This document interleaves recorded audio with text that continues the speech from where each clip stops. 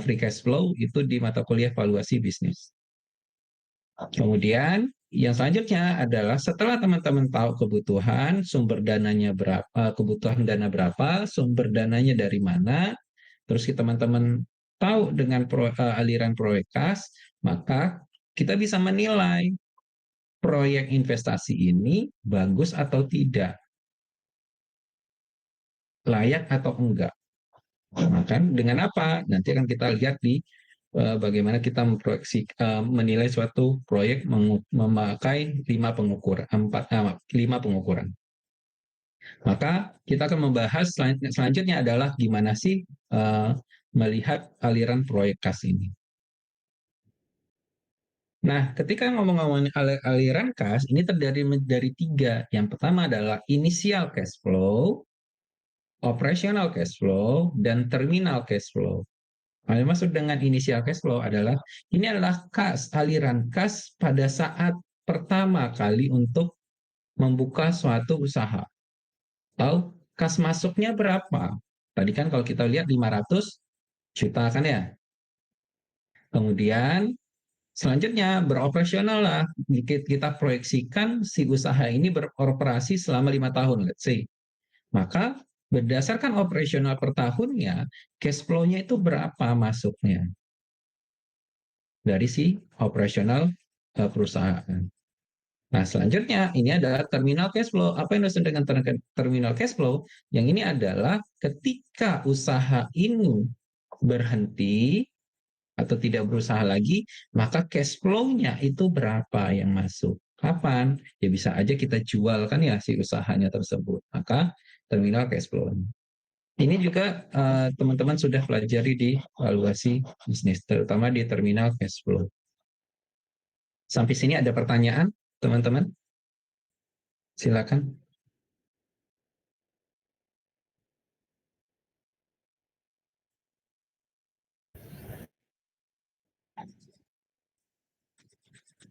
Gimana, guys? Tidak ada.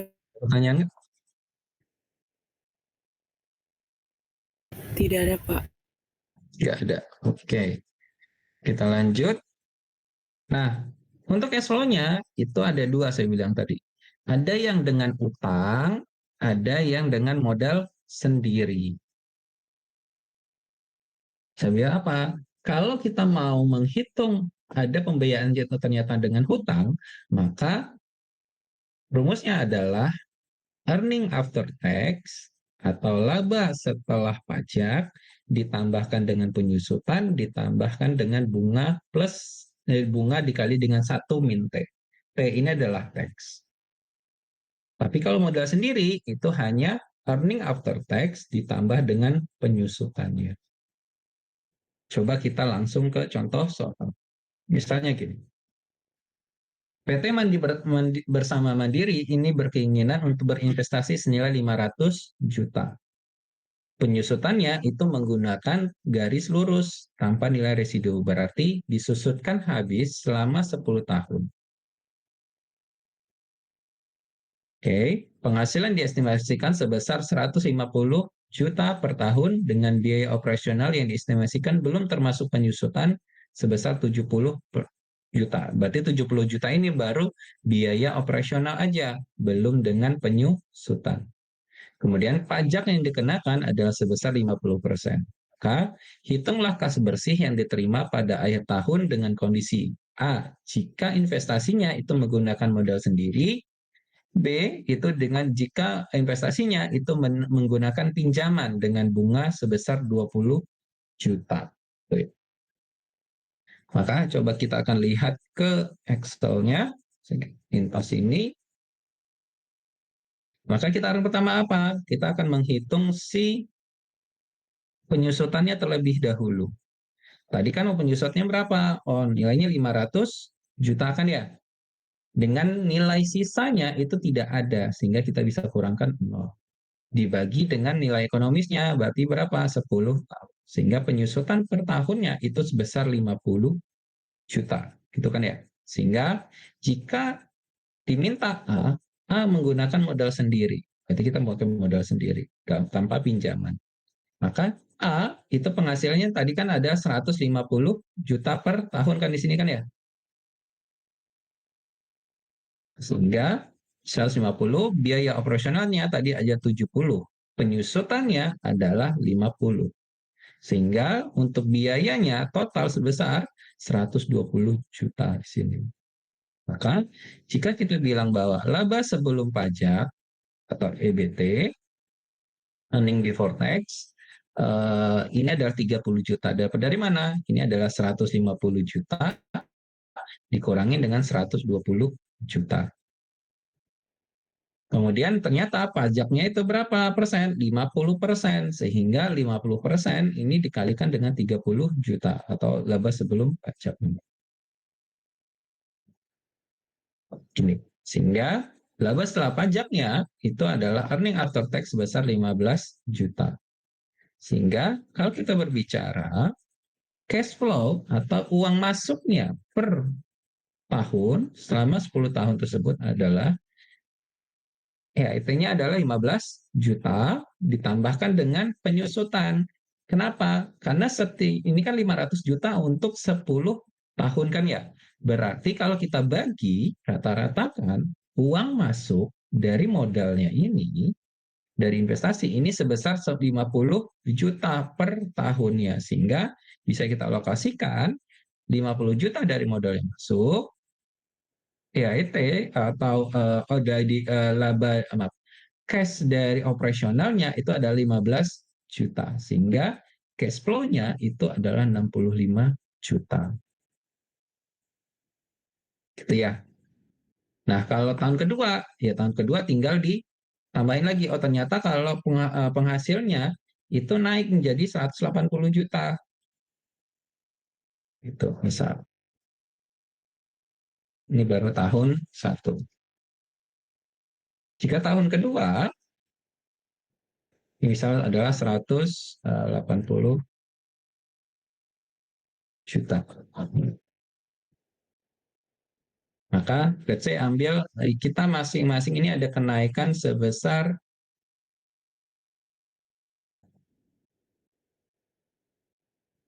dikali 110% deh.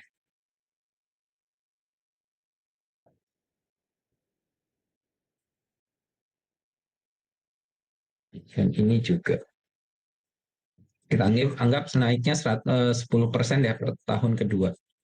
Maka jika kita bisa mau menghitungnya, itu kita tinggal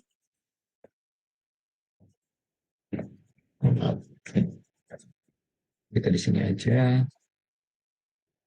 Maka ini ditambahkan dengan ini itu adalah laba sebelum pajaknya. Kemudian jika kita kurangi laba sebelum pajaknya adalah penghasilan dikurangi dengan biaya operasional. Sebesar berapa? 48 juta. Karena ini dikalikan dengan 50% kan ya. Ya nggak 50%, maka 48 ini dikalikan dengan 50%. Sehingga laba after tax-nya setelah pajaknya adalah di tahun kedua, ini adalah 24 juta. Itu lanjut sampai tahun ke-10. Dengan catatan apa? Teman-teman bisa memproyeksikan penghasilannya. Gitu ya. Ada pertanyaan untuk jika pakai modal sendiri tanpa hutang. Berarti cash flow-nya adalah sebesar, kalau yang ini,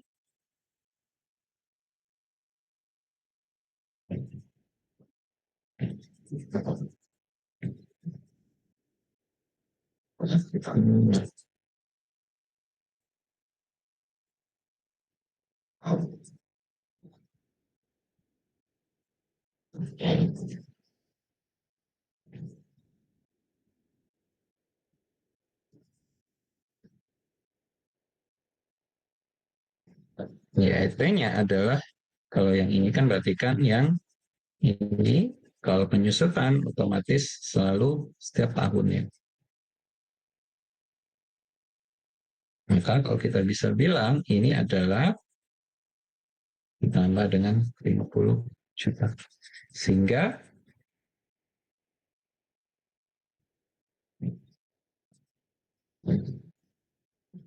untuk di tahun kedua, cash flow-nya itu adalah 74 juta. Sedangkan di tahun kedua, pertama itu 65 juta. Nah ini ketika untuk tahun kedua untuk penghasilan yang tanpa dengan modal sendiri. Nah gimana kalau selanjutnya yang B adalah dengan investasi menggunakan pinjaman. Pinjamannya berapa? Pinjaman bunganya sebesar 20 juta. Maka caranya sama, kita penghasilannya dia 150, dikurangin operasionalnya kan 70 ya. Penyusutannya 50 juta. Sehingga biaya operasional itu 120 juta. Yang beda apa? Oh, ternyata yang ini itu adalah earning before interest dan tax. Maka setelah kalau bunganya tadi kan 20 juta ya. 20 juta, maka kita kurangi dengan bunganya. Sehingga laba sebelum pajak atau EBT itu adalah 10 juta. Pajaknya itu ada 50%, sehingga kalau kita kalikan 50% dikalikan dengan 10 juta, maka sisanya itu adalah menjadi laba setelah pajak atau earning after tax-nya. Sehingga yang ini adalah 55 juta. Nah, EIT kan ya gini, rumusnya untuk yang dengan utang gitu, earning after tax ditambah dengan penyusutan ditambahkan dengan bunga dikali dengan 1 min T, which is T-nya adalah pajak. Enggak, T-nya kan kita udah tahu nih, laba setelah pajaknya 5 juta. Penyusutannya udah ketemu juga, yaitu adalah 50 juta. Maka tinggal kita bunganya berapa? Bunganya kan 20 juta kan ya? 20 juta dikalikan dengan 1 min T. T-nya berapa? Kan 50%. Kalau kita jadikan angka bulat, maka ini menjadi 0,5. Sehingga 20 juta dikalikan dengan 1 min 0,5 dapatlah lebih 10 juta. 10 juta yang akan kita dapatkan. Sehingga cash flow di akhir periodenya itu adalah ada uang masuk itu sebesar 65 juta. Yang terdiri dari owner after tax-nya 5 juta, penyusutan 5 juta, maka bunganya juga 10 juta. Ini untuk tahun ke pertama. Nah, kalau tahun kedua, ya teman-teman tinggal bagikan lagi seperti ini tadi. Kalau tahun kedua, misalnya, ini kan masih sama ya, 150, kemudian ternyata di sini ada 45, dan bunganya ini adalah sama, misalnya, karena rahma sama, kemudian tinggal kita kalikan dengan 50%. Maka laba setelah pajaknya adalah sekian. Kalau kita hitung yang ini,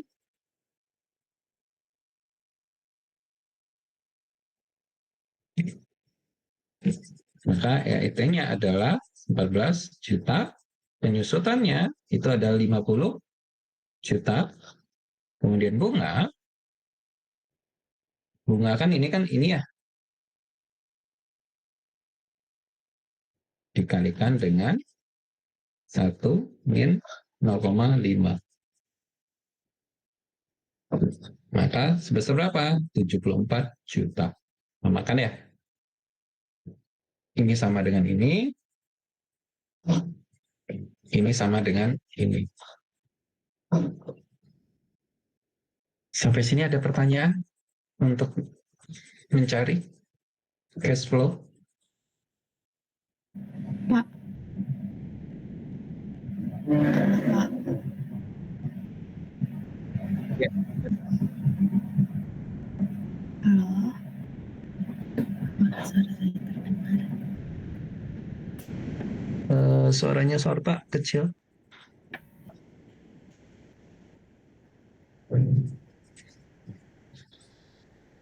Sekarang Pak masih kecil. Udah agak mendingan.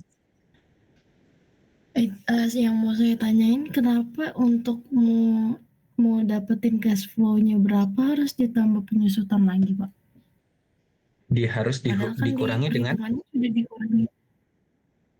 Hmm? gimana, Mbak?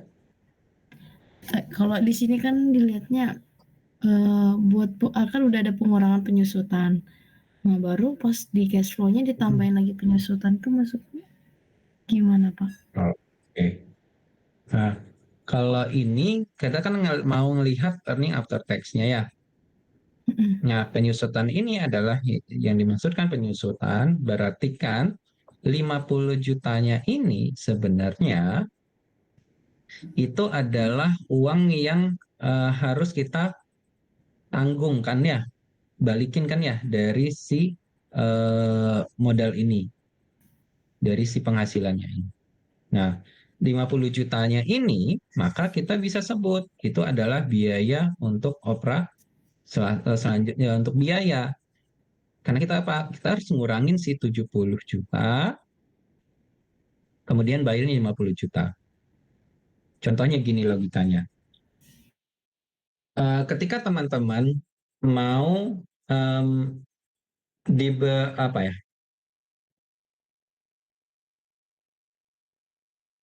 Misalnya teman-teman adalah pengen membuat suatu usaha. Suatu usahanya itu adalah 500 juta selama 10 tahun. Maka per tahunnya teman-teman akan memberikan uang sebesar berapa? 50 juta kan ya? Kalau kita rata-ratakan ya. Maka 500 juta ini kan untuk 10 tahun. Ya, Maka per tahunnya adalah dibagi dengan 10 tahunnya. Berarti uang yang teman-teman dapatkan untuk investasi berdasar investasinya tadi itu adalah 50 juta. Sampai sini paham dulu, Sorta? 50 juta ini modalnya gitu, Pak, atau Iya, bentar hmm, saya ulangi lagi ya. Ini kan PT Mandiri berkeinginan untuk berinvestasi senilai 500 juta kan ya. ya, Berarti kan investasinya ini adalah modalnya adalah 500 juta. juta. Ya enggak ya? Oke. Nah, kemudian berarti kalau kita lihat per tahunnya, karena kan kita mau lihat per tahun nih. Nah, Ya, tahunnya sebenarnya uang yang investasinya itu yang dikeluarkan itu per tahunnya ada 50 50 juta juta. Oh ya, setiap tahunnya. Oke. tiap tahunnya. Nah, kemudian, oh maaf, ini harusnya bukan 10%, 50 juta. Nah, gini, ini juga.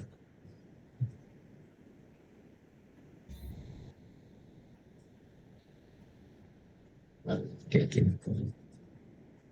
Nah, ketika berbicara, menurut teman-teman, mau penyusutannya ini pastikan untuk mengcover si biaya penghasilan 150 jutanya tadi, itu adalah harusnya juga dibalikin dong sebesar berapa? 50 juta enggak?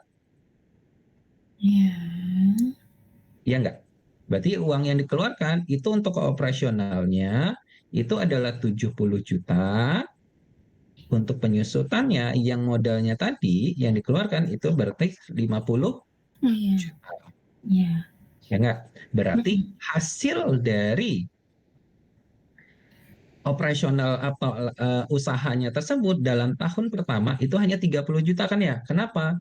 Penghasilan 150, kita Mm-mm. ngeluarin modalnya 70 juta, tapi dari pinjaman maaf, bukan modalnya tadi itu sebesar 50 Juta. juta.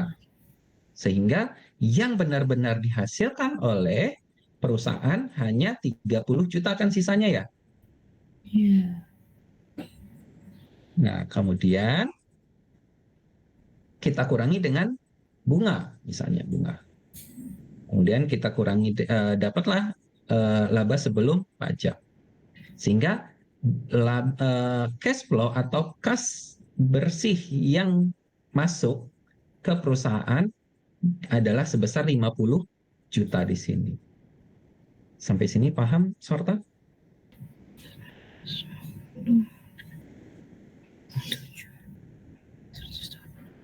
120 ini masuk masuk masuk penghasilan, Pak. Iya, kan kita Oke. kas uang masuk itu kan kalau kita lihat di cash flow, arus kas itu kan ada yang dari investasi, ada yang dari operasional, ada yang dari investasi, ada yang dari pendanaan kan ya. Kalau laporan arus kas itu kan, ya enggak? Iya, Pak. Di laporan keuangan, di laporan arus kas, cash flow itu kan terdiri dari tiga kegiatan. Ada yang dari kegiatan operasional, ada yang dari investasi, ada yang dari Iya. pendanaan. Operasional ini hasil jual beli dari usaha kan ya. Kalau investasi maka hasil dari jual beli investasi. Yang ini adalah pinjaman atau pembayaran dividen dan lain-lain. Nah, kita akan lihat dulu nih. Yang pertama kita harus tahu operasional bersihnya berapa kan ya. Iya. Maka kita akan tahu mencari tahu arus kas dari operasionalnya dulu berapa. Yang ini kan ya, yang ini kan tadi uang masuk dari penjualan. Tapi kita harus ngurangin mana? Dari operasional dan pendanaan. Ini kan pendanaan nih. Iya. Nah, sehingga ketika kita kurangin, maka laba sebelum pajaknya adalah 30 juta, kemudian tetap harus kita bayar bunga sebesar berapa? 20 juta. Maka laba sebelum pajaknya adalah 10%. Maaf, 10 juta. Tapi laba ini dikenakan sebesar 50% pajaknya, sehingga pajaknya aja 5 juta.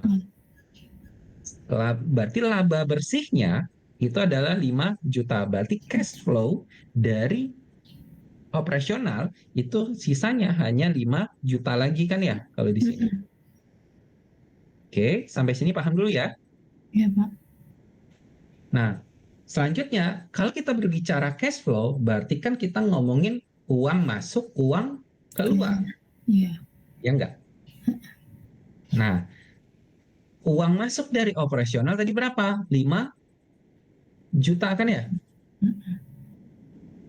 Kemudian tadi per tahun kita dapetin modal sebesar berapa? 50 juta. Uang masuk kan ya?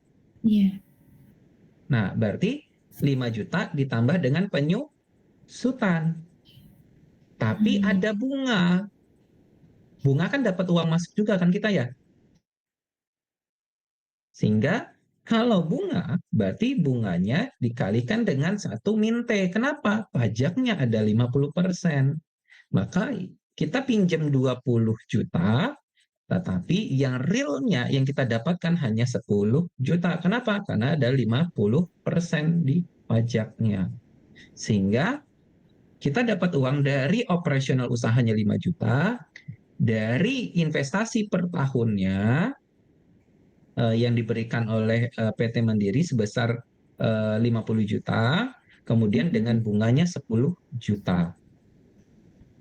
Sehingga kas yang kita dapatkan di tahun pertama sebesar berapa? 65 juta.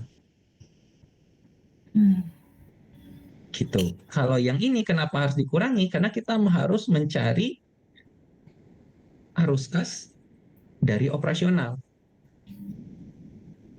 Kayak gitu. Kalau yang ini adalah arus kas real dari sumber-sumber yang ada. Sampai sini paham Sorta? Atau masih ada pertanyaan? Paham, Pak. Paham ya? Iya, Pak. Oke. Yang lain?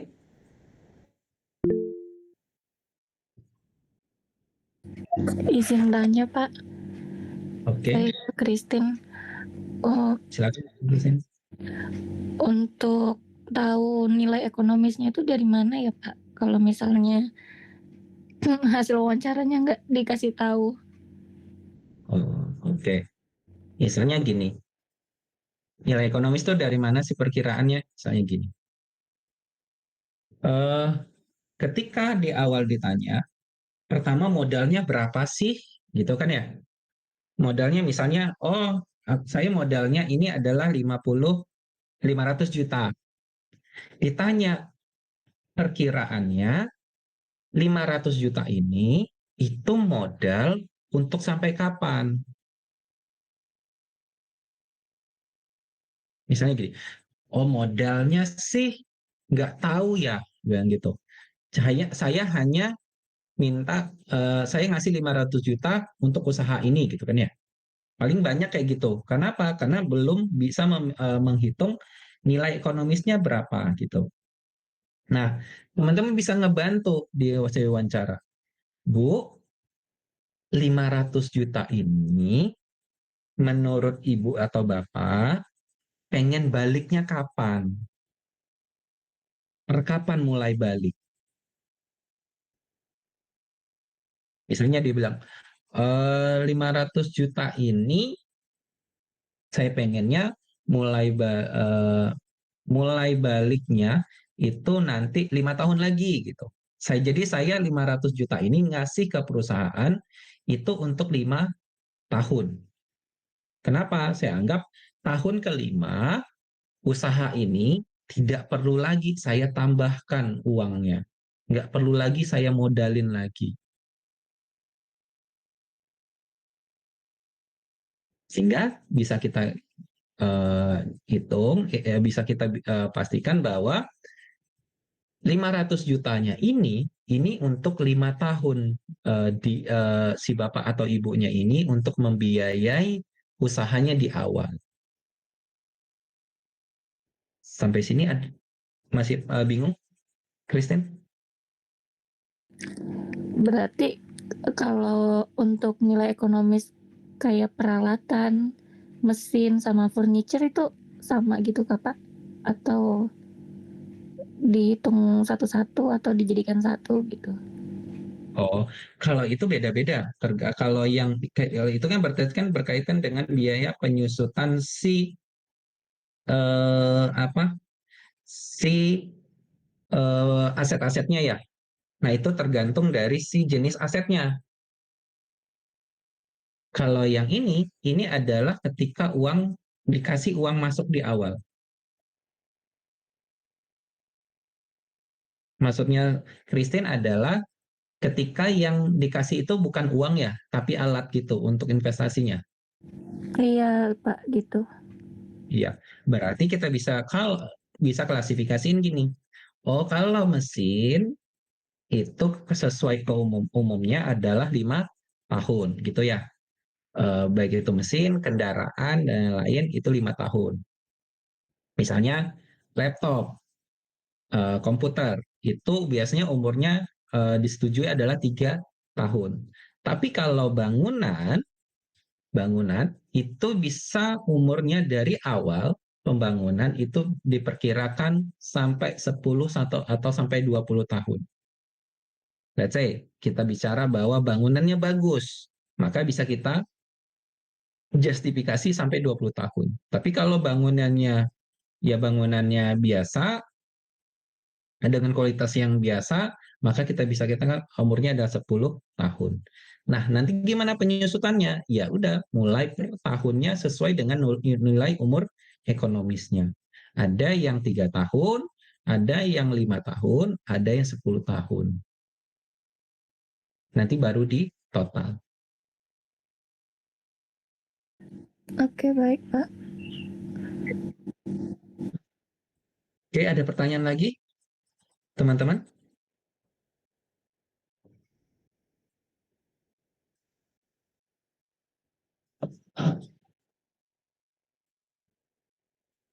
Teman-teman, usahanya yang dijadikan studi case, proyeknya itu nanti perusahaan baru atau sudah berjalan?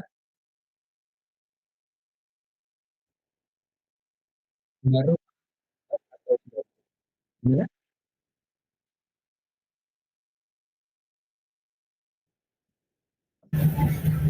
Gimana, Mbak? Sudah berjalan, Pak. Sudah berjalan. Ada yang Anin? baru sih Pak, 1 bulanan, baru 2 bulanan ini hitungannya. Oke. Oke, nanti tinggal diinikan lagi ya, berarti ada yang memang baru atau sudah cash. Berarti kalau udah jalan, cash flow-nya udah kelihatan. Dari mana? Dari laporan arus kasnya. Nanti saya coba buatkan contoh proyeksi kalau sudah mau berjalan deh. Oke, sampai sini. Untuk menghitung cash flow ada pertanyaan dulu sebelum kita pindah ke penilaian investasi.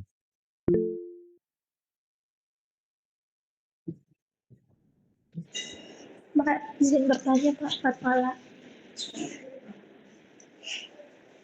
Gimana malah? Kalau misalnya perhitungan cash flow-nya itu nggak ada pajaknya gimana Pak? Misalnya Oh nggak ya udah, dikenakan pajak, dihapus ya aja. udah tanpa pajak berarti. Ini berarti langsung yang ini itu ada langsung EIT.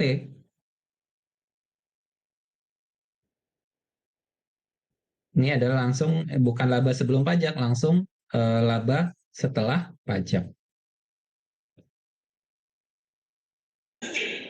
Oke, baik Pak, terima kasih. Oke, sama-sama Mbak. Ada lagi, guys?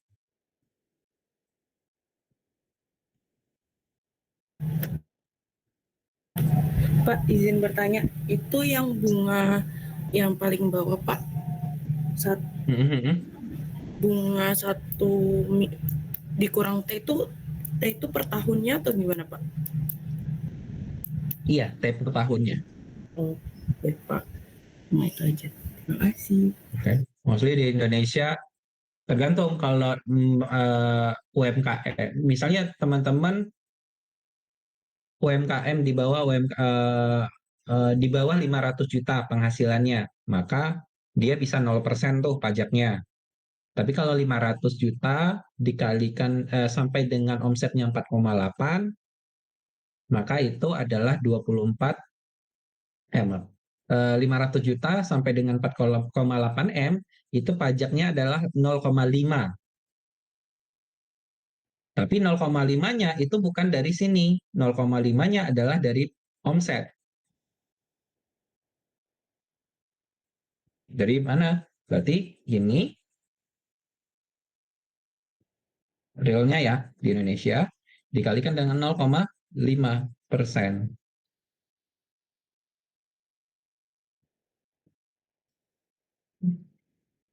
Maka pajaknya 750.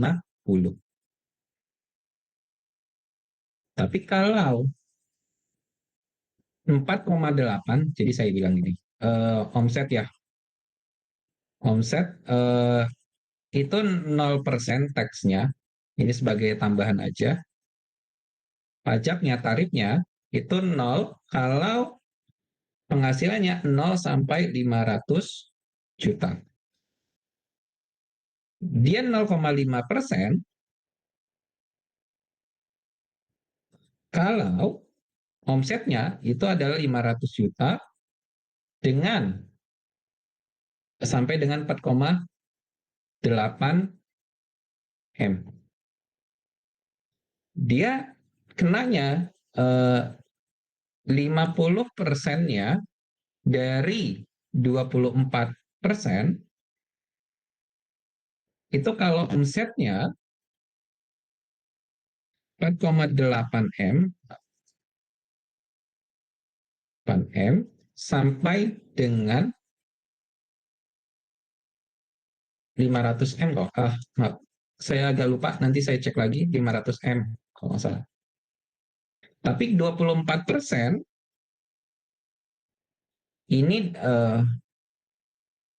bukan 500 M, maaf. Ini kalau nggak salah 200 M sampai dengan selebihnya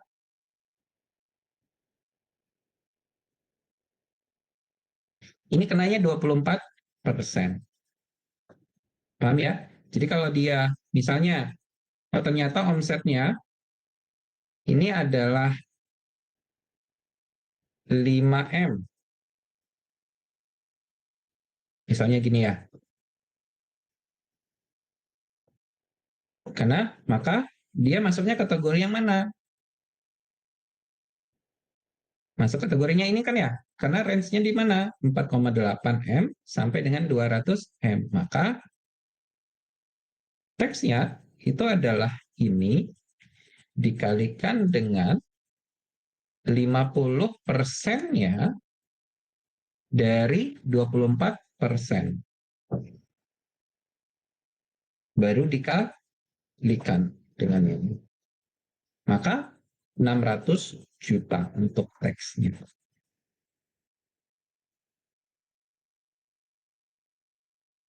Ini teks red. Ini adalah omset. Sampai sini paham teman-teman untuk hitung teksnya nanti?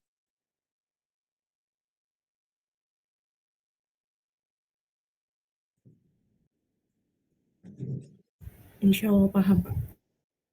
Paham ya? Bukan 24, maaf. Bukan 24, maaf. Ini 22.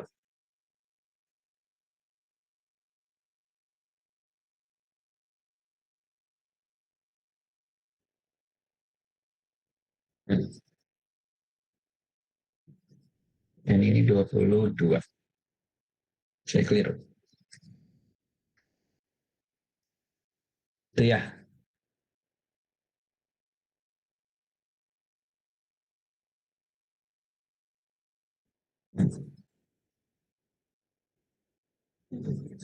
Oke. Paham ya? Oke, kemudian kalau sudah kita pindah ke kriteria investasi. Nah, teman-teman sudah ngomong tentang cash flow, cash flow. Nah, kita bicara tentang apa? Gimana sih investasi itu yang bagus, yang baik, atau layak atau tidak? Maka kita akan lihat dulu. Namanya studi ekonomi bisnis, dasarnya itu adalah untuk menentukan layak enggak atau tidaknya, visible enggak atau tidaknya suatu bisnis. Apabila hasilnya menunjukkan layak, pelaksanaan akan jarang, bukan tidak pernah gagal, tapi jarang kemungkinan ada kegagalan. Kenapa? Karena bisa kita hitung dari awal. Nah, kegagalan ini karena ada beberapa faktor. Iya, paling banjir, gempa bumi, perubahan peraturan pemerintah, karena datanya itu tidak relevan lagi atau salah proyeksi. Sehingga di sini ya teman-teman bisa tahu bahwa ketika teman-teman nanti datanya sudah akurat, kemudian tidak terlalu banyak banjir atau gempa atau perubahan pemerintah ini tidak terlalu signifikan berubahnya, maka kemungkinan itu tidak akan gagal. Tuh. Nah, caranya gimana sih? Teman-teman sebenarnya sudah belajar di manajemen keuangan. Kita kemarin ada menghitung di manajemen keuangan itu adalah payback period, internal rate return, sama net present value.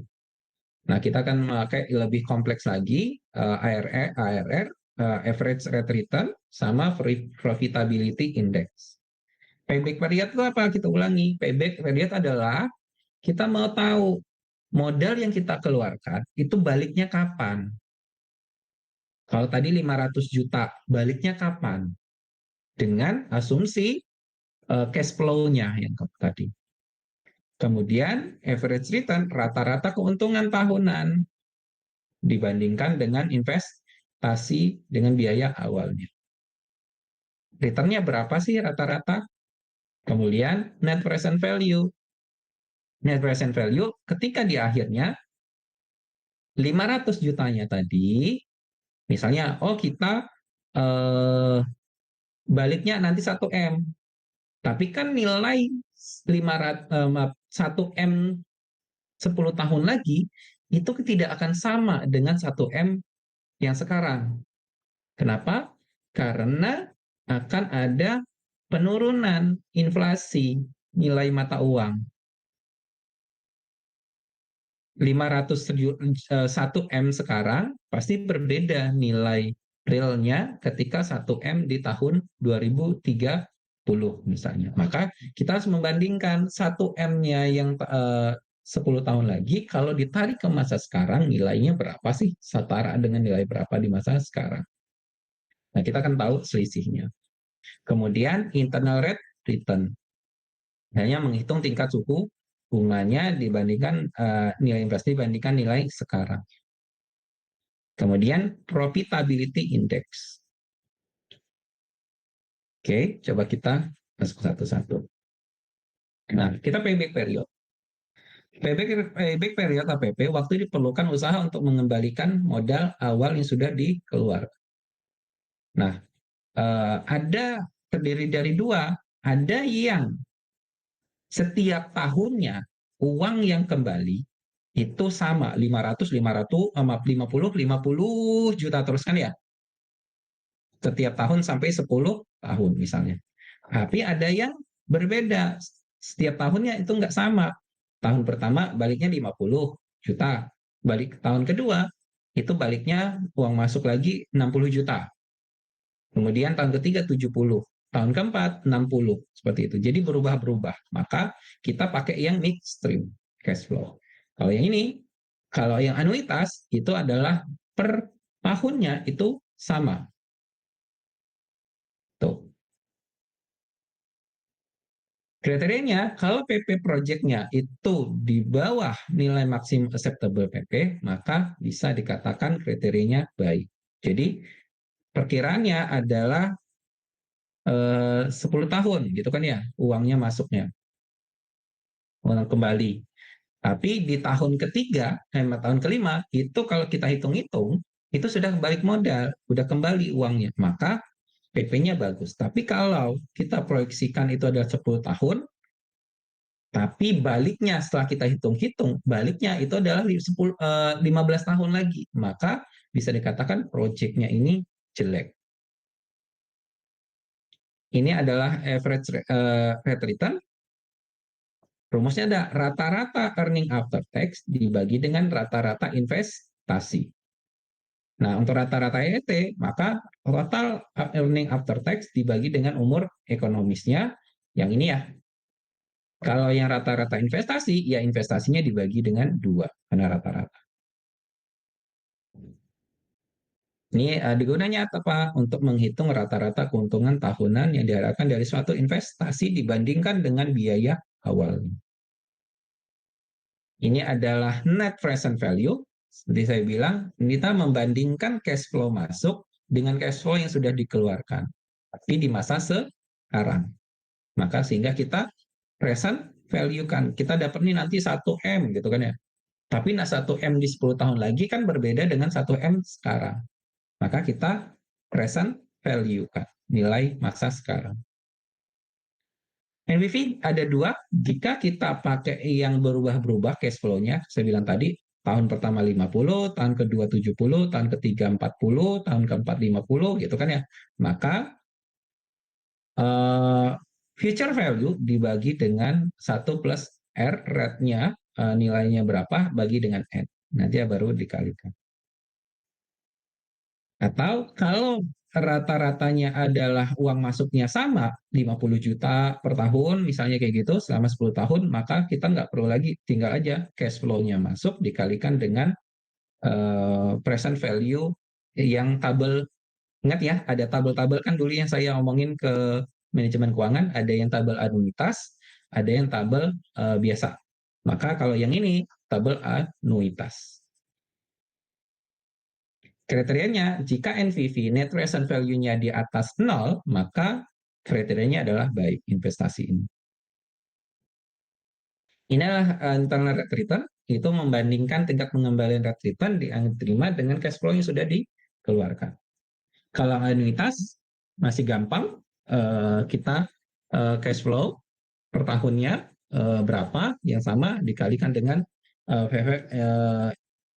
IVA atau anuitas IRR-nya. Kemudian kalau yang saya bilang tadi adalah per tahunnya berubah-berubah nilai cash flow-nya, maka kita harus pakai 2 titik, yaitu adalah R-nya cukup rendah sehingga NPV positif, R-nya cukup tinggi hingga NPV-nya negatif. Jadi akan ada 2 rate. Setelah itu baru kita pakai rumus IRR sama R1, rate 1 ditambah dengan net present value satunya ini dibagi dengan selisih net present value 1 dengan net present value 2 dikalikan dengan rate-nya R-nya yang nomor 2 dikurangi dengan rate nomor 1-nya yang rendah. Jika RR itu lebih dari cost capital, maka kita katakan bagus. Ini adalah profitability index, itu adalah nilai suatu proyek atau investasi dengan membandingkan nilai sekarang dari arus kas masa depan, berarti present value kas bersih dibagi dengan nilai present value dari investasi di masa sekarang. Kita sebagai contoh aja, misalnya gini, PT Mandiri Utama melakukan investasi di bidang stasiun pengisian bahan bakar umum atau SPBU. Senilai 5 miliar, di mana 10 miliarnya, 1 miliarnya itu adalah modal kerja. Itu modal kerja ya, untuk aset dan lainnya. Umur ekonomisnya itu adalah 5 tahun, disusutkan dengan metode garis lurus tanpa nilai sisa. Pengembalian tingkat bunga yang diinginkan atau cost of capital atau COC-nya adalah 20%. Perkiraan laba sesudah pajak EAET selama 5 tahun, ini berarti kita sudah tahu proyeksinya 950 juta, 1,1 M, tahun ketiga masuk lagi 1,250, tahun keempat 1,4 M, dan tahun kelima ini uang masuk sebesar 1 miliar 650 juta. Yang pertama, teman-teman harus buat adalah tabel cash flow-nya selama umur ekonomis. Yang kedua adalah hitung payback period-nya, ARR, net present value, IRR, sama profitability index-nya. Contohnya seperti ini. Maaf. Kita full ke sini. Berarti tabelnya yang pertama adalah kita harus tahu dulu penyusutannya. Investasi modal kerjanya tadi 5 juta ya. 1 jutanya itu modal kerja. Sehingga yang benar-benar masuk adalah sebesar berapa? 4 miliar dibagi dengan 5 tahun. Sehingga dapatlah 800 juta untuk penyusutannya per tahunnya. Sehingga kita bilang tadi, misalnya 2010 ya, 2010, 2011, 2013, 2014, IAET-nya adalah 950, tahun kedua kan 1,1 ya, tahun kedua 1,250, 1,4, tahun keempat 1,650 juta, 1 miliar 650 juta untuk di tahun ke-5. Nah, penyusutannya setiap tahunnya berapa? 800 juta. Kenapa? Karena pakai garis lurus. Sehingga kas bersih per tahunnya ini yang didapatkan adalah dari operasionalnya adalah 950, dari penyusutannya itu adalah 800 juta. Sehingga kalau kita total, per tahunnya kita dapatkan 800 juta ya, dari si modal investasinya ini. Maka sebesar berapa? 1,750 di tahun pertama, di tahun kedua 1,9, di tahun ketiga 2 miliar 50 juta, tahun keempat 2,2 M, tahun kelima 2 miliar 450 juta. Dapat dari mana? Iya, dari operasional 1,6, kita juga dapat dari investasi per tahunnya itu 800 juta. Nah, kemudian kita lihat, discount faktornya berapa katanya? COC-nya, ternyata 20% dia pengenin tingkat bunganya. Maka teman-teman bisa lihat di tabel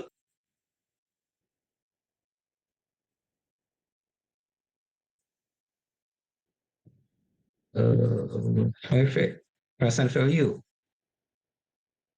Ini.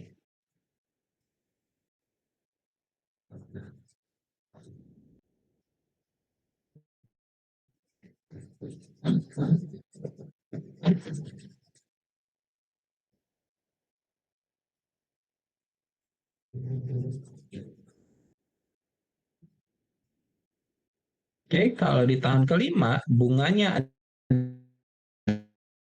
adalah 20%,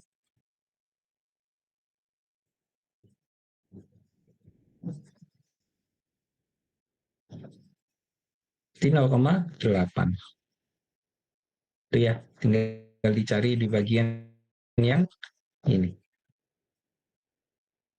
Oke. Terus saya dapat kemarin adalah 0,8 di sini.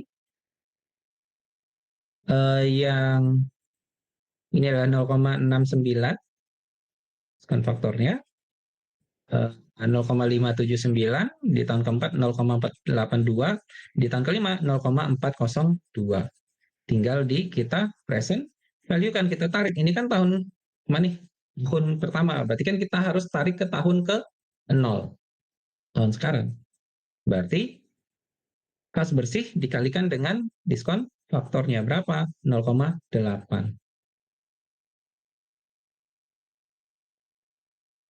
Nah, ini dikalikan dengan ini. Sehingga present value-nya nanti kas bersihnya sebesar berapa? Kalau kita tarik ke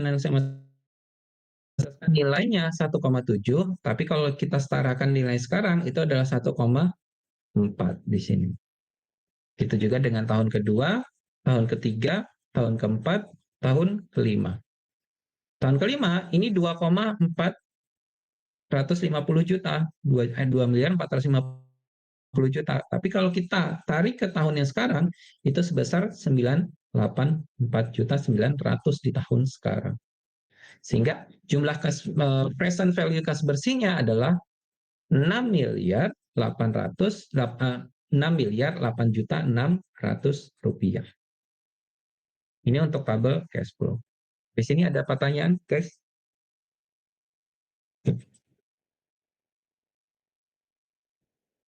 Ini materi untuk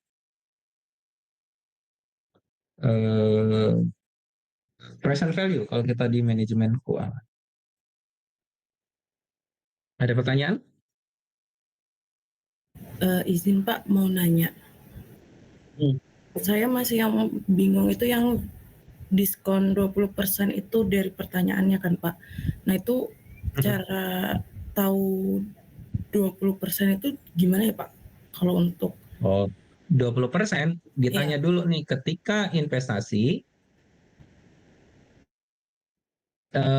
usahanya kan dia mau investasi di sini adalah 50% ya, 5M ya. Iya Pak. Nah, tingkat pengembaliannya mau berapa? Tingkat bunganya. Nah, itu yang bisa menjawab adalah siapa? Iya, si investornya. Dari mana? Misalnya dia gini. Dia punya pilihan. Pilihannya adalah misal dia investasi ke deposito itu 5%. Deposito itu sekitar 2%-an kalau nggak salah. Iya Pak. Terus kalau dia investasinya ke obligasi Republik Indonesia, misalnya dia 4%. Misalnya gitu kan ya, untuk bunga pengembaliannya. Tapi kalau dia investasinya ke misalnya adalah reksadana, itu rata-rata di 6%. Nah, menurut Anin, kalau dia investasinya ke usaha ini, pengennya di bawah itu semua atau di atas itu semua?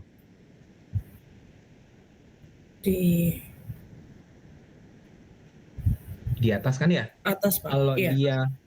Kalau dia hanya misalnya hanya 5%, ya mendingan dia ke reksadana yang 6% kan ya, nggak usah bangun stasiun pengisian bahan baku ini kan ya?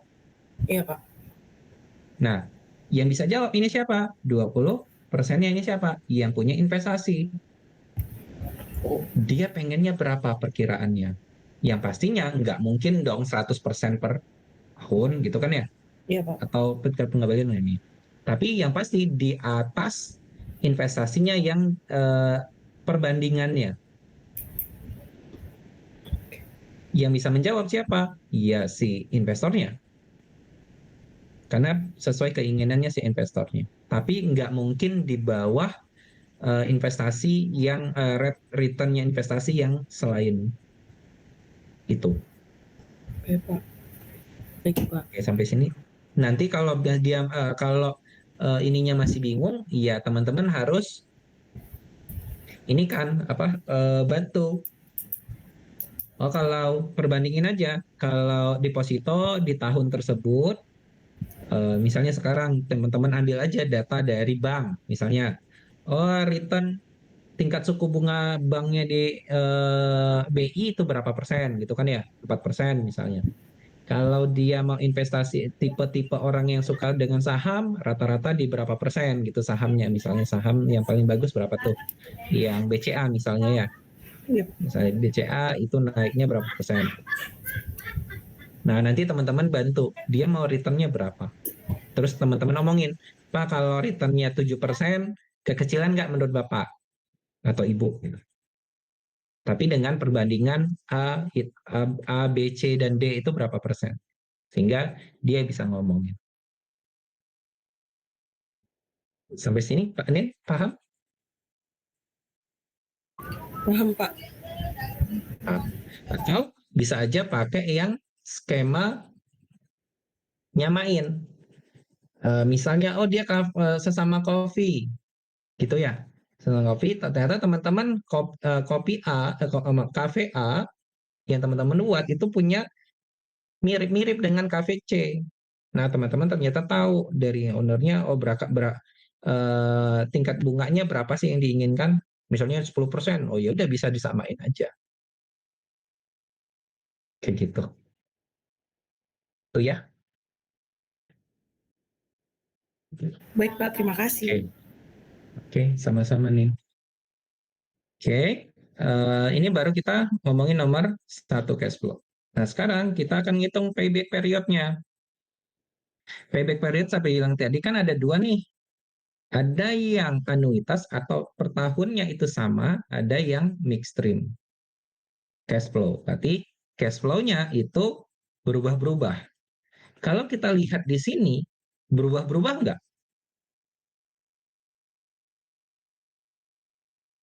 Yang ini. Iya. Berubah ya per tahunnya ya. Sehingga kita akan memakai yang mixed stream. Caranya seperti ini. Karena berubah-berubah, maka kita akan lihat dulu. Investasi awalnya kan 5M ya. 5M, terus di tahun kedua, pertama itu kas bersihnya itu 1,750.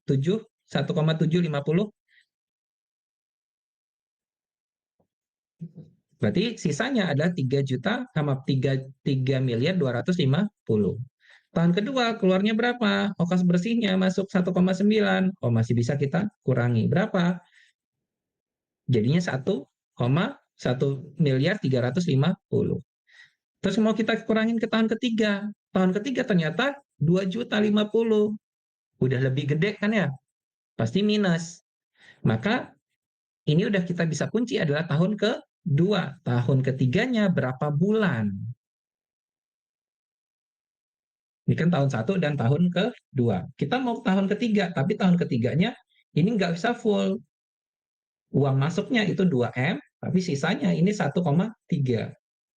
Sehingga kita bisa kali bahwa 1,350 dibagikan dengan 2,050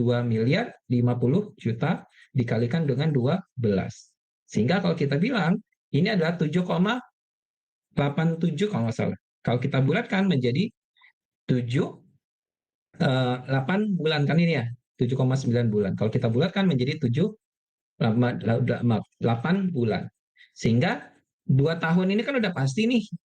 Sehingga tinggal kita tambah dengan 8 bulannya ini. Jadi payback periodnya adalah 2 tahun 8 bulan uangnya nanti 5 miliar yang kita kasih ini akan sudah balik. Targetnya tadi berapa? 5 tahun. Lebih besar, maaf, proyeknya lebih kecil dari maksimum kan ya? Yang ini. Asetnya tadi kan 5 tahun kan ya? Tapi kalau kita lihat dari perhitungannya, ini adalah 2 tahun 8 bulan.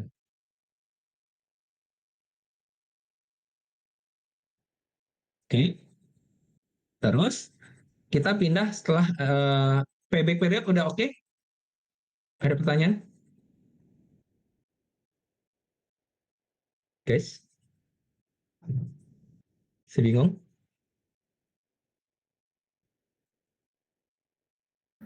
Jadi maksudnya dia harus bisa bayar setiap bulannya 1 miliar itu Pak, jadinya kalau sudah selesai 2 bulan itu. Oke, gini. Ini kan kita ngomongin bahwa ada kas bersihnya masuk kan ya? Earning after tax atau laba dari operasionalnya itu ada di tahun pertama 950, 1,1, 1,2, 1,4, 1,6. Nah, setiap tahunnya kita kan terima juga 800, ini kan ya, 800 juta per tahun. Maka kita dapat kas bersih di tahun pertama itu sebesar berapa? Dari operasional plus dari investasinya per tahun 800 juta.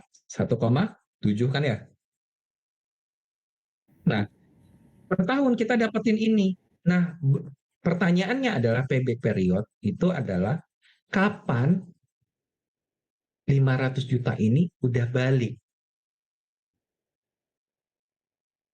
Berarti dari mana? Dari kas bersih ini kan ya?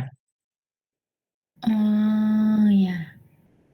500 juta dikurangi dengan 1,7, berarti kan masih ada sisa 3 juta, 3 miliar 250 kan ya di sini. Iya. Tahun kedua masuknya berapa? 1,9. 1,9 berarti kita kurangin 3 miliarnya ini dikurangi dengan 1 miliar dengan 1,9 miliar. 1 juta, maaf, 1 miliar 350 juta. Mau kita masukin tahun ketiga. Tahun ketiga dapatnya nerima uang berapa? 2 miliar 50 kan ya? Nah, yang tersisa hanya 1,3. Berarti tahun ketiganya ini udah balik modal dong. Tapi berapa bulan pertanyaannya? Ya enggak? Kalau 2 tahun ini udah pasti kan ya? Udah pasti terhitung kan ya? Lebih dari 2 tahun, tapi kurang dari 3 tahun. Maka berapa? Ya kita bagi 1 miliar 350 dibagi dengan 2 miliar 50 juta. Dikalikan dengan 12 bulan. Sehingga dapatlah 7,9 bulan. Kalau kita bulatkan menjadi 8 bulan. Berarti PP-nya adalah 500 juta ini sudah balik. Ini di umur 2 tahun 8 bulan. Sedangkan rencananya tadi kita mau 5 tahun. Tapi kalau waktu deal-dealan di awal itu kita belum bisa memastikan juga kan Pak, kalau di tahun 2 ke 3 baru kita bisa lunasin gitu kan Pak? Ini setelah berjalannya waktu atau gimana? Bisa kita proyeksiin. Yang ini sebenarnya bisa diproyeksikan ya. Misalnya, tadi kan kita lihat proyeksinya adalah penghasilnya 150 kan ya di sini kan ya? Iya. Dikurangi dengan ini, maka dapatlah segini. Di tahun kedua dapatlah segini. Tahun ketiga dapatnya sekian dan lain. Dengan asumsi bahwa penjualannya sudah oke. Makanya teman-teman sudah belajar di marketing gimana sih untuk nyusun target suatu penjualannya ya? Kalau ternyata realnya nggak sesuai gimana Pak? Gimana Mbak? Kalau ternyata realnya nggak sesuai sama asumsi yang dikasih gitu. Oh, berarti proyeksinya akan lebih mundur lagi. Makanya di sini bahwa di disclaimer, kalau memang feasibility-nya sudah oke, akan jarang mengalami kegagalan.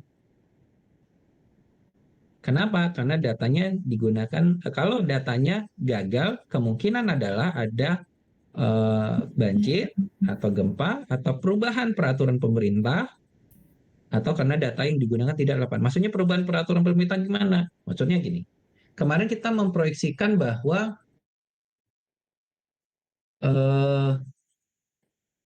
misalnya NBG, rata-rata kita dulu tahunnya adalah nanti mungkin pakai vendor yang sudah ada di kantin-kantin misalnya ya, kantin-kantin. Ternyata kita mau proyeksiin, oh kita nanti MBG dapatlah sekian. Tiba-tiba pemerintah merubah, oh ini boleh kok diambil oleh yang sudah vendor-vendor yang sudah ditunjuk oleh pemerintah.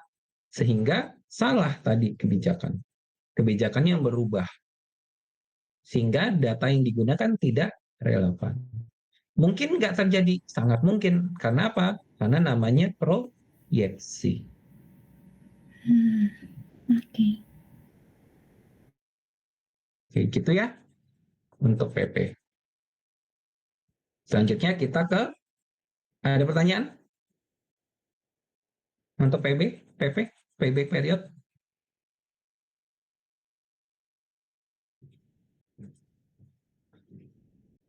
Oke, kalau nggak ada kita lanjut ke average rate return. Average rate return adalah, rumusnya adalah rata-rata earning after tax dibagi dengan rata-rata investasi. Rata-rata EAT dari mana? Total EAT dibagi dengan umur ekonomisnya. Kalau rata investasi, ya dibagi 2. Sehingga kalau kita bisa bilang gini, ini kan tabel yang tadi ya. Tabel tadi, maka EAT ini adalah sebesar berapa? Totalnya adalah 6.350 juta. Maka rata-ratanya adalah 6.350 karena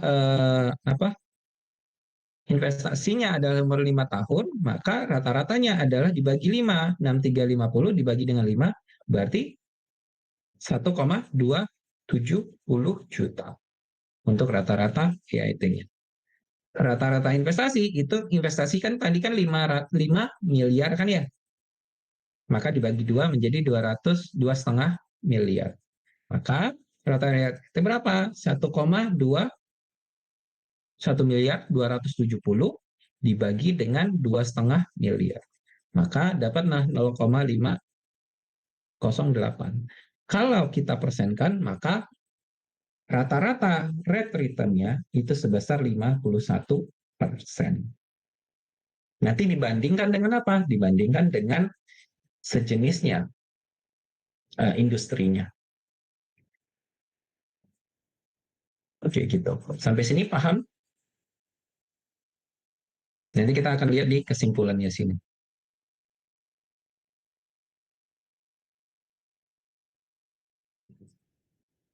Oke, ada pertanyaan untuk average rate return?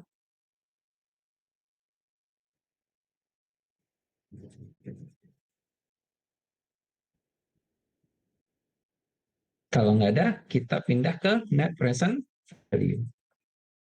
Nah, net present value itu ada 2. Ada yang anuitas, ada yang midstream.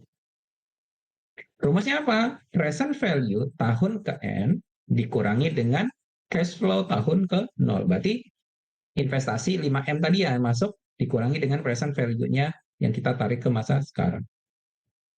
Untuk midstream, maka kita akan kali present value-nya, future value dikalikan dengan PVIF-nya, rate-nya. Kita coba ke sini. Nih. Tadi kan rate-nya berapa? Rate-nya adalah, ini kan ya, kita udah hitung nih, dikalikan dengan si diskon faktornya 20%. Berapa? 0,8. Sehingga kalau kita total jumlah kas bersihnya ke tahun ke-5, selama 5 tahun ke masa sekarang, itu sebesar berapa? miliar 6 miliar 8,6 juta rupiah. Tinggal dikalikan lagi, tinggal di jumlah yang tadi. Kenapa? Karena dia pengen adalah present value dari tahun total dari tahun ini semua. Sehingga 6 miliar 860 dikurangi dengan CF-nya kan, cash flow tahun ke-0 berapa? Masuknya adalah 5, keluarnya adalah 5 miliar. Sehingga net present value-nya itu adalah 1 miliar 8,6 juta rupiah. Jadi nanti dapatnya, kalau kita tarik ke masa sekarang, ini kita dapat senilai 1 miliar di tahun sekarang. Maka kalau kemarin, kalau kita totalkan, itu adalah 10 miliar. Tapi kalau kita tarik ke masa sekarang, nilainya 10 miliar ini hanya 6,8 juta 600 rupiah.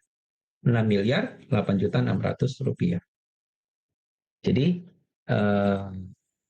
cash flow-nya kita tarik ke masa sekarang. Sampai sini paham?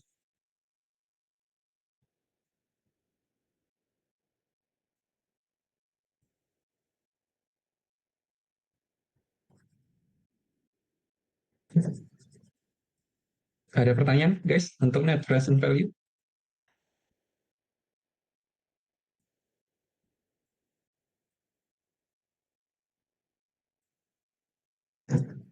Atau bingung?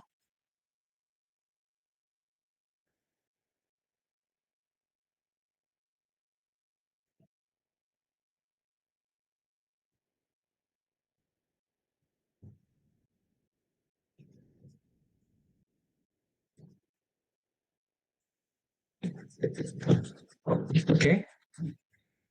Kalau nggak ada, saya lanjutkan ke IRR. Nah, IRR ini adalah return pembandingan tingkat pengembalian yang terima. Kita tadi lihat bahwa dia tidak anuitas, tidak per bulan. Per tahunnya tidak rata-rata sama. Maka mixstream-nya itu adalah kita akan lihat menggunakan interpolasi. Ada yang rate-nya rendah, ada rate-nya yang tinggi. Sehingga menghasilkan kalau yang rendah diharapkan NPV net present value-nya positif, kalau yang tinggi itu net present value-nya negatif. Baru kita gunakan interpolasi linear. Rumusnya adalah R1 ditambah dengan dibagi dengan antara net present value 1 dikurangi dengan dibagi dengan net present 1 dikurangi dengan net present value 2 dikalikan dengan selisih rate-nya R2 dan R1. Kalau IRR-nya di atas cost capital maka bagus. Sehingga kita lihat karena ini adalah tidak sama, yang ininya ini pasti tidak sama, maka kita akan pakai rumus yang kedua, yang ini. Langkah pertama, kita akan cari tahu dulu bahwa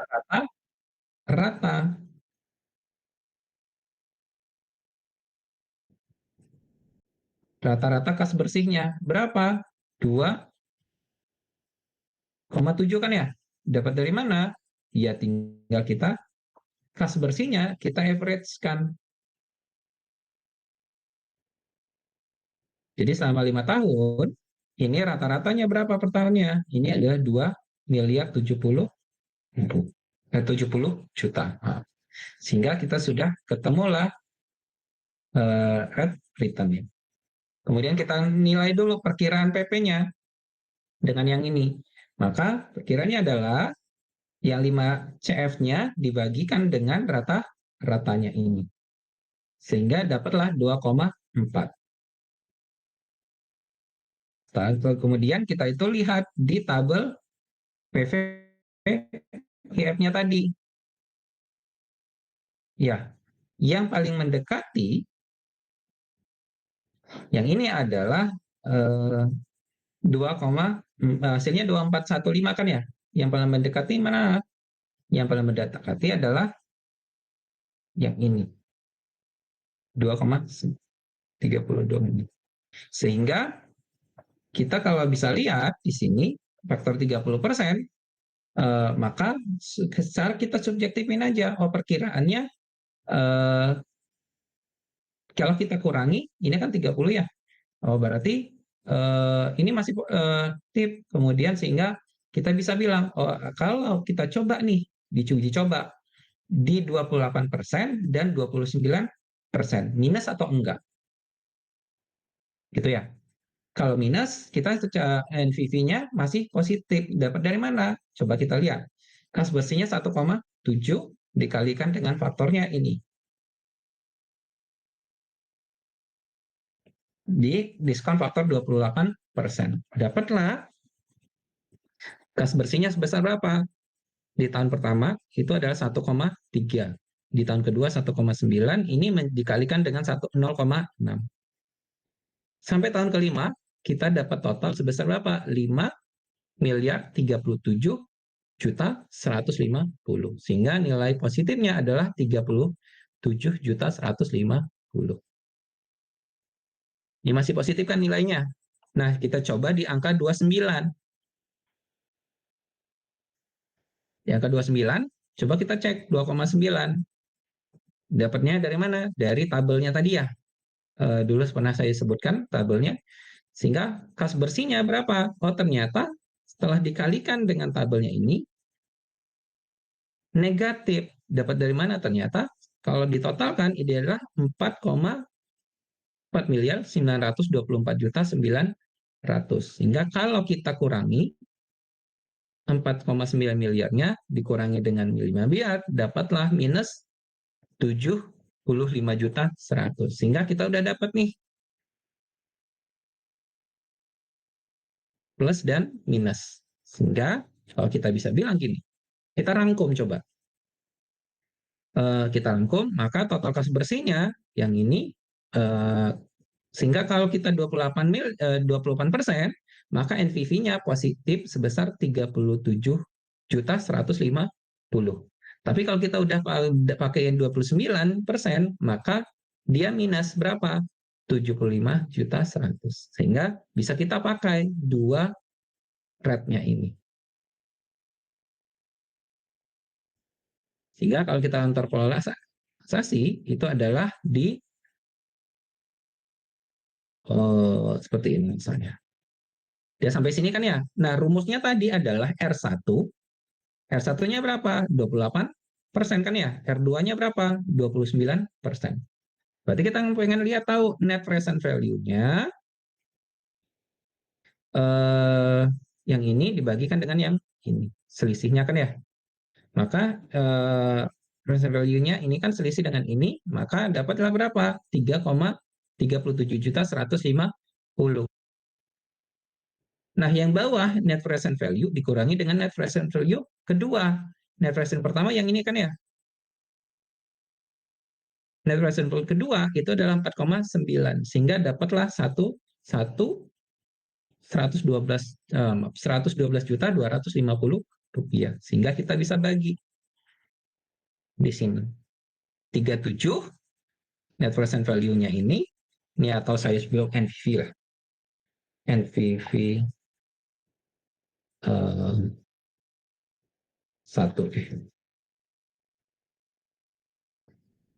Ini adalah selisihnya ya.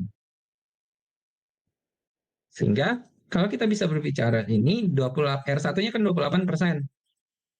Maka NPV 1-nya itu adalah 37 juta dibagi dengan selisih antara NPV 1 dikurang NPV kedua yang ini. Tapi yang ini aja. Biar nggak bingung. Ini adalah NPV 1.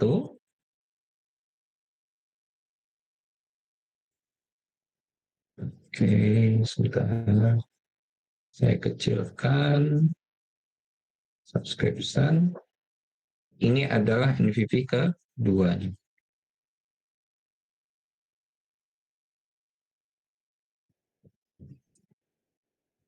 Nah, ini NPV Saya warnain aja di warna yang ini. Yang ini adalah warna yang ini.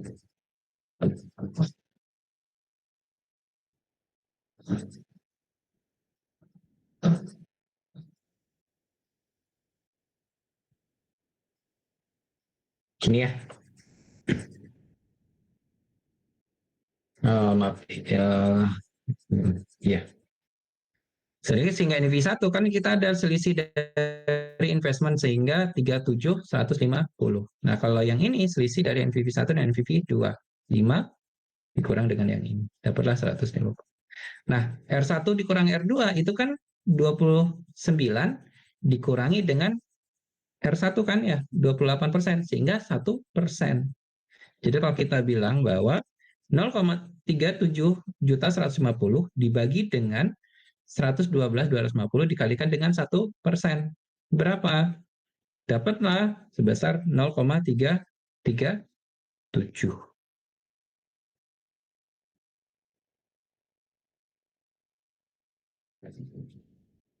Sehingga kalau kita total 28 ditotal dengan 0,003 maka persennya adalah IRR-nya 28,003%. Sampai sini ada pertanyaan untuk IRR. Dia pakai interpolasi karena cash flow-nya ini berubah-berubah setiap tahunnya. Sehingga kita pakai rumus yang ini.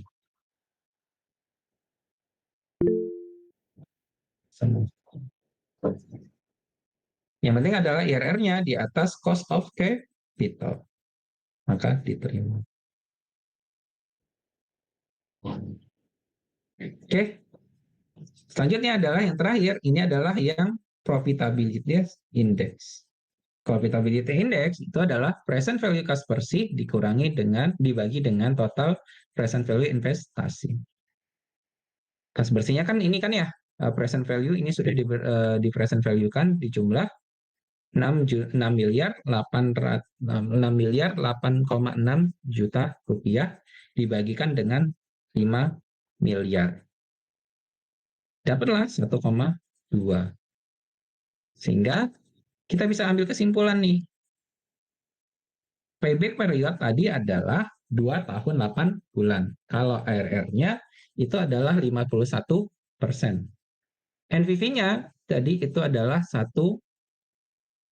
miliar 8,6 juta. IRR-nya itu ternyata 28,003. Profitability index itu adalah 1,2. Maka kita bisa bandingkan dengan rata-rata industri. Bisa. Atau dengan rata-rata yang tadi. Payback period rata-rata industri, ini kan tadi kan kita proyeksi 5 tahun. Ya enggak? Udah balik modal ya tahun kelima nih. Ini. Selama 5 tahun. Tapi di rata-rata ini aja kita udah baik-baik nih. Tetapi rata-rata industrinya itu 3 tahun. Sedangkan yang kita lihat di sini adalah 2,8 bulan. Sehingga lebih baik dari periodenya yang ada sama dengan rata-rata industri. IRR ternyata kalau di rata-rata industri adalah 40%. Sedangkan kita 51%. Maka bisa dikatakan baik. Net present value rata-rata pengembaliannya tadi itu kita tarik ke masa sekarang itu di industri itu sekitar 500 juta.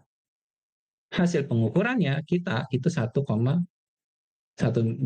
miliar 8,6 juta. Berarti baik. Karena apa? Kalau kita yang penting adalah lebih dari, kalau kita sesuai rumus itu harus lebih dari NPV itu lebih dari 0. Dari sini kita udah bagus, kalau kita bandingin dengan ini, tapi kalau kita bandingkan dengan industri, misalnya rata-ratanya adalah 500 juta, maka kita lebih bagus lagi. IRR yang penting adalah lebih IRR ini lebih dari cost of capital. Cost of capital tadi berapa? Ya kan ya? Kalau kita rumus di soalnya tadi, cost of capital-nya itu adalah 20% kan di sini ya. Nih, cost of capital adalah 20%. Maka ini lebih bagus juga. Tadi 20 dibandingkan 28. Tapi kalau lihat rata-rata industri, ternyata hanya 24. PI. PI ternyata kita profitability index itu ada 1,2, lebih bagus. Rata-rata dengan rata-rata industri itu 1,1. Jadi kesimpulannya apa? Payback period-nya baik, IRR-nya baik, net present value-nya baik, IRR-nya baik, profitability index-nya baik. Sehingga itu jadi bisa teman-teman kesimpulan teman-teman di project-nya nanti ketika teman-teman itu. Boleh nggak Pak pakai, saya nggak tahu rata-rata industrinya, ya boleh pakai ini aja. Pak. Kalau ini semakin tinggi semakin bagus. Yang ini adalah di atas 1 bagusnya.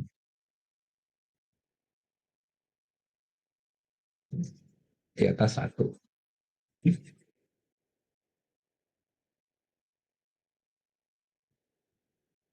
Kalau yang ini, PP itu di atas periodenya. Lebih kecil dari periodenya.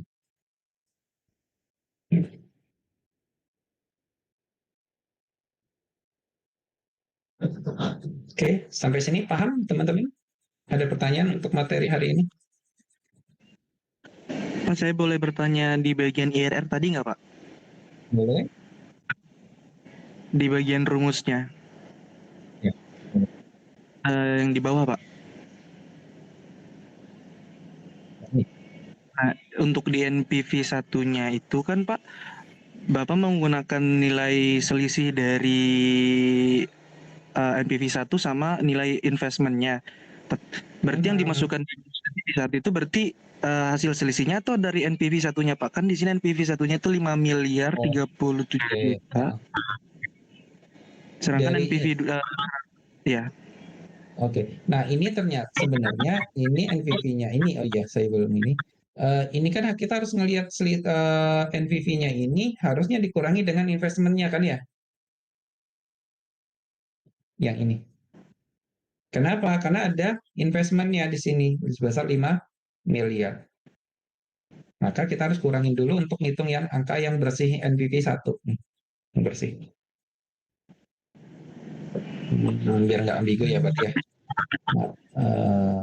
Saya ini aja, berarti yang ini adalah NPV 1.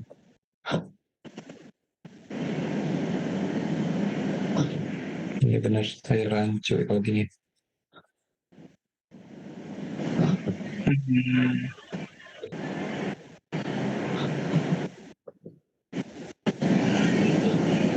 Ya, gitu. Mas Rinca. Sebentar, Pak. Berarti NPV 2 kurang. Berarti untuk NPV 2-nya itu berarti 37 juta dikurang yang di bawahnya itu NPV 1 kurang NPV 2 berarti 37 kan, juta dikurang 4 miliar. Nah, 37 juta. Enggak, yang ini yang bawah kan sebenarnya ini kan NPV ya. Ini NPV, kalau yang di sini ini kan selisih NPV 1 dan NPV 2. Maka yang ini dikurangi dengan yang ini. Nah, tapi kalau yang NPV 1 atas, ini kan sebenarnya kita harus tetap kurangi dengan yang 5 miliar ini kan ya? Yang atas NPV 1 ini. Oh, berarti NPV 1 itu yang di atas NPV 1 bersih yang sudah dikurangin sama investmentnya, Pak. Benar.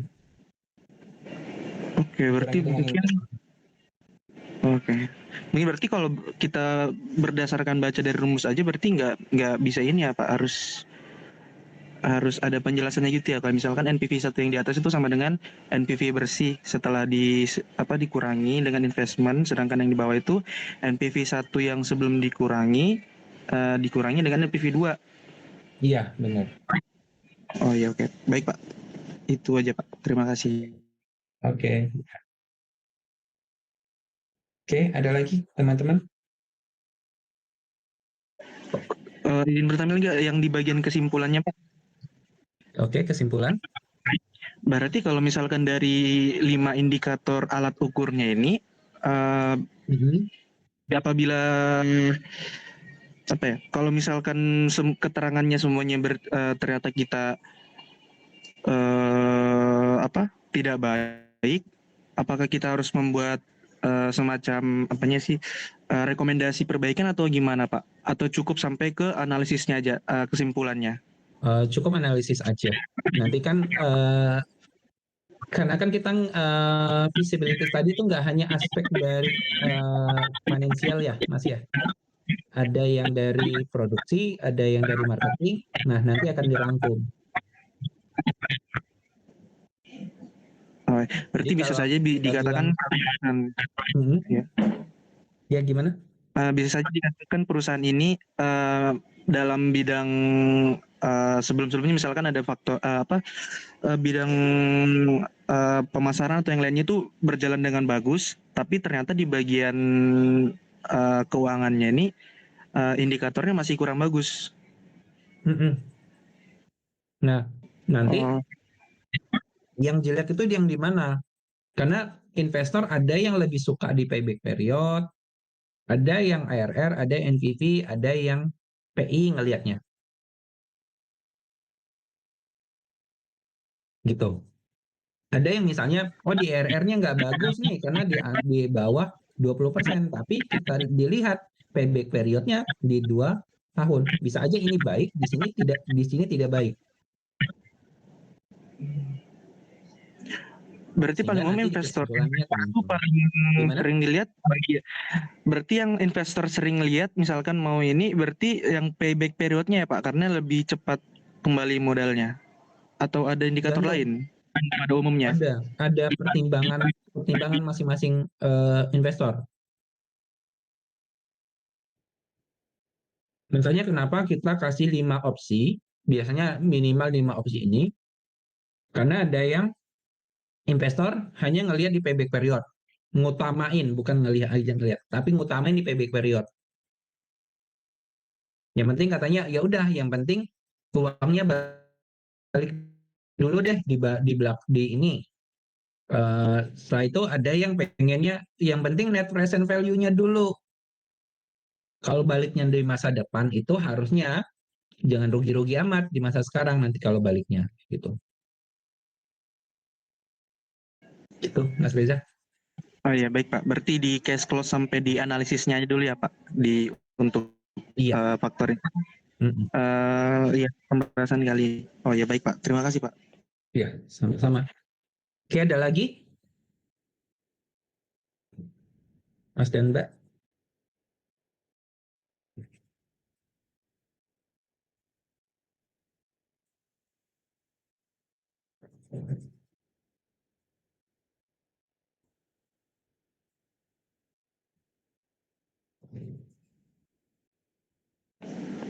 Oh iya Pak, mungkin karena kan di template-nya itu ada yang menggunakan perusahaan yang baru, ada yang sudah berjalan, dan kalau misalkan yang baru berarti kita belum bisa hitung ininya ya Pak? Bisa. Dengan menggunakan estimasi? Dengan si cash flow-nya, ini akan estimasi. Oh iya Pak. Berarti kurang lebih kayak evaluasi bisnis kemarin ya Pak? Iya, benar. Oh iya. Oke, baik Pak. Jika kita akan pakai estimasi. Nanti saya coba buatin contoh deh yang sederhana kalau bagi teman-teman yang ada di sini saya lihat ada teman-teman 23 ya, angkatan 23. Kayaknya baru 2 minggu lagi kita akan baru ngomongin proyeksi. Jadi nanti saya tambahin aja nanti di sininya. contoh-contohnya.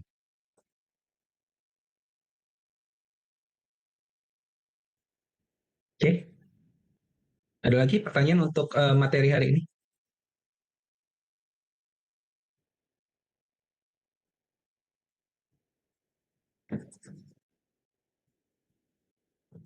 Jadi untuk proyeksinya yang pendapatannya ini ya, ini masih boleh pakai yang kemarin dievaluasi.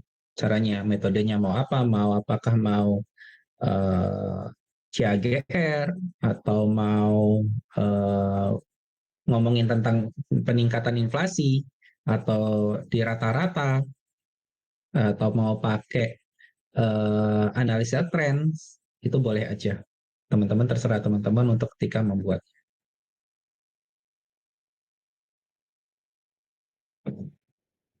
Yang penting teman-teman bisa statkan di tulisannya teman-teman proyeksinya pakai apa.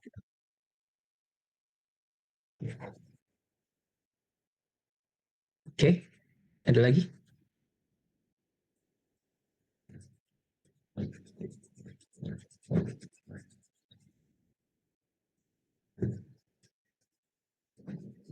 Oke, teman-teman free-nya hari apa untuk next-nya? Saya ini ya, absen 1 kali ya.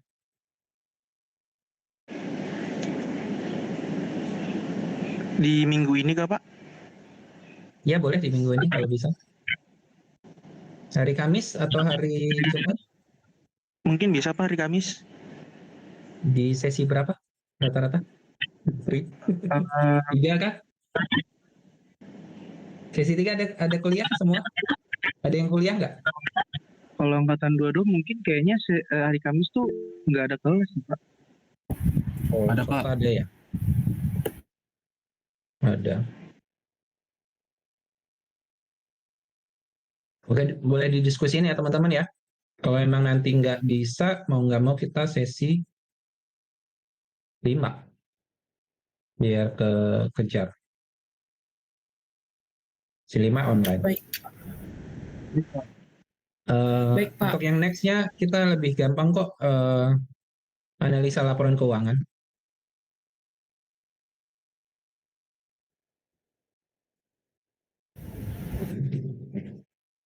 Kayak biasanya analisa. Tapi kalau yang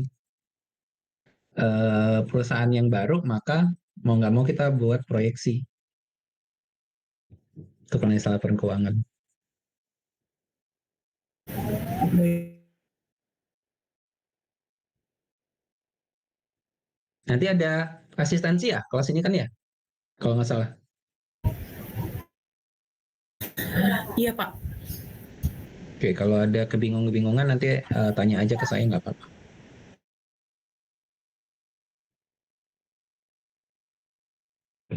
Oke. Kalau nggak ada pertanyaan, kita bisa akhiri untuk sesi ini. Nanti yang PPT sama Excel-nya nanti saya upload ke LMS ya.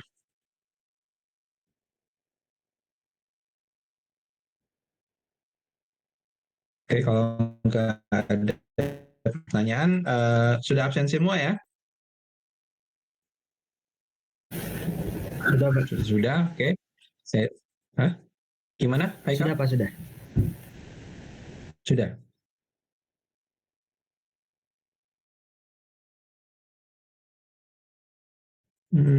Putri Maulani emang nggak ada ya? Reza? Ya?